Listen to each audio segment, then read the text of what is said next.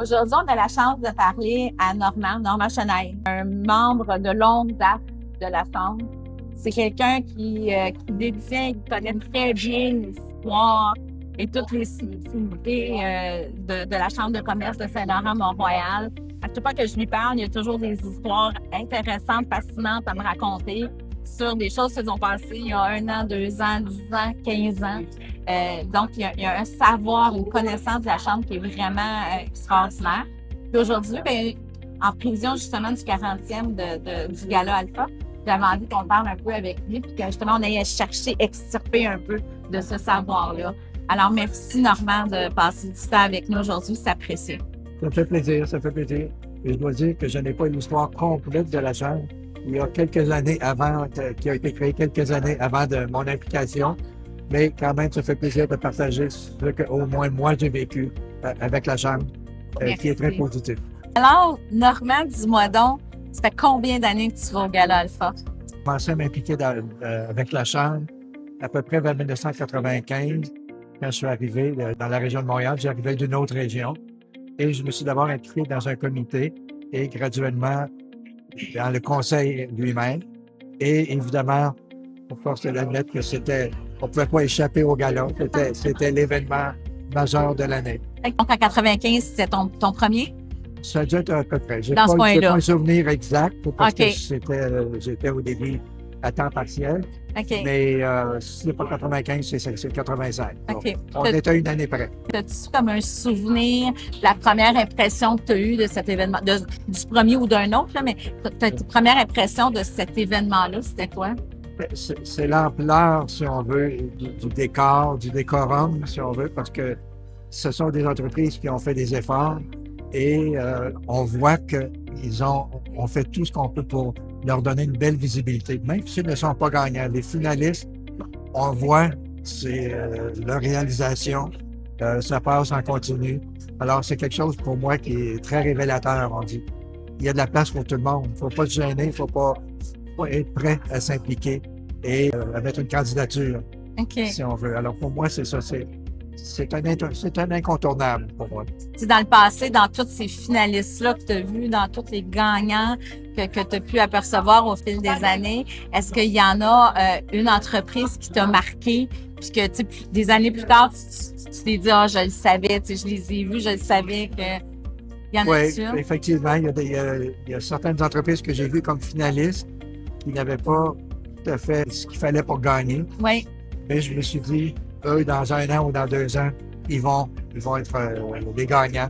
Et effectivement, c'est ce qui s'est produit dans certains cas. Tout le monde est gagnant. S'il y a des gens qui font beaucoup de choses, c'est vrai que peut-être qu'il y a des fois la décision, parce que j'ai siégé sur des jurys, oui.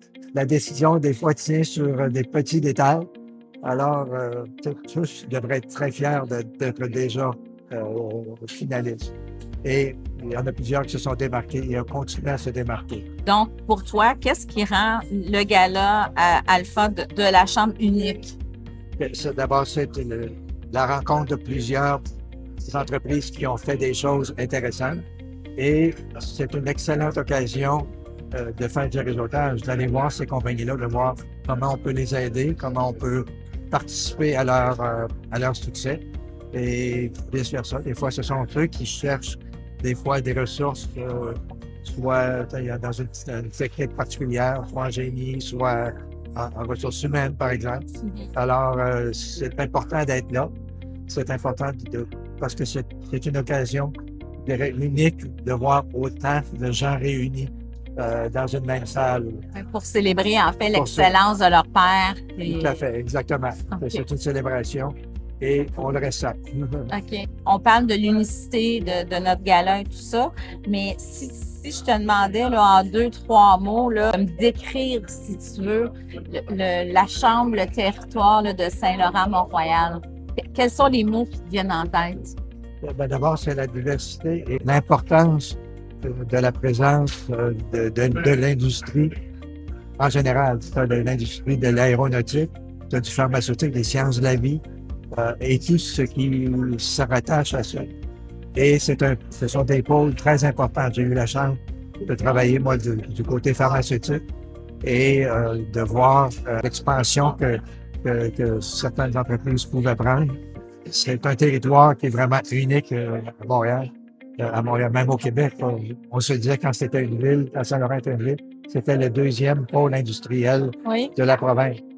Et même si on est un arrondissement, je crois on mérite encore ce même titre de Absolument. deuxième pôle industriel. je suis d'accord avec toi. Et ça continue parce que on voit quels sont les plans, par exemple, des gouvernements fédéral, provincial, qu'est-ce qu'ils ont, et ça va toucher les industries. Alors, c'est encore une belle occasion pour ces industries-là de bien se positionner pour être prêts à répondre à la demande, pour effectuer ces pressions gouvernementales-là. Oui, effectivement. Alors, c'est important. Si on regarde la Chambre de 1995 et aujourd'hui de 2025, quels sont pour toi les changements marquants? Les changements en technologie et en communication. Alors, il faut être constamment à l'affût des dernières tendances, des besoins des entreprises sur le territoire. Il faut savoir comment les détecter, comment les disséquer pour être capable de mieux les comprendre. Alors, pour moi, c'est un défi continuel, mais qui est très intéressant parce que on veut être toujours à l'avant-plan pour nos entreprises et surtout ceux qui sont nos membres et qui on veut aider à se développer le plus rapidement possible, si on veut, Absolument. le plus efficacement possible. Absolument. Qu'est-ce qu'on dirait à une entreprise là, qui ne s'est pas inscrite encore, qui n'a pas encore participé au gala? Qu'est-ce que tu dirais à une entreprise qui est comme, OK, je participe au gala, je participe pas, je m'achète-tu des billets, on y va-tu? Qu'est-ce que tu dirais à quelqu'un qui est dans cette hésitation-là?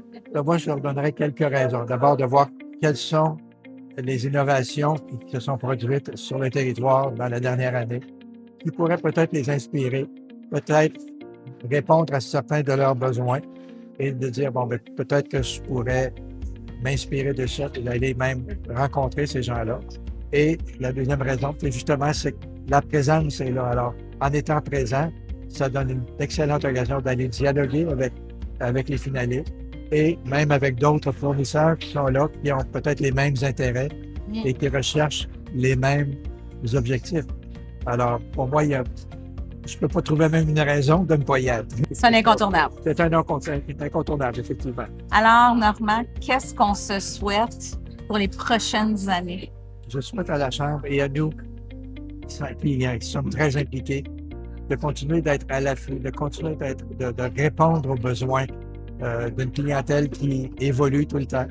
Alors, c'est un défi, mais en même temps, c'est très motivant, je pense, pour l'équipe de dire, voici, on a ce rôle à jouer. Il faut être en mesure de le jouer pour les années à venir, d'être toujours prêt à répondre aux nouvelles questions et de coordonner, si on veut, d'être le réseau idéal pour les entreprises sur les territoires, qu'elles soient petites, moyennes ou grandes. C'est important de dire, les grandes entreprises ont leur place aussi. Ouais. Et des fois, ils se disent, bon, on n'a peut-être pas besoin. Je ne suis pas d'accord avec ça. Il y a déjà eu des grandes entreprises. Il y en a encore des grandes. Et pour moi, c'est important que tous s'impliquent. Tous ont intérêt à être membres de la Chambre et à continuer de l'être. C'est un peu comme donner au suivant aussi.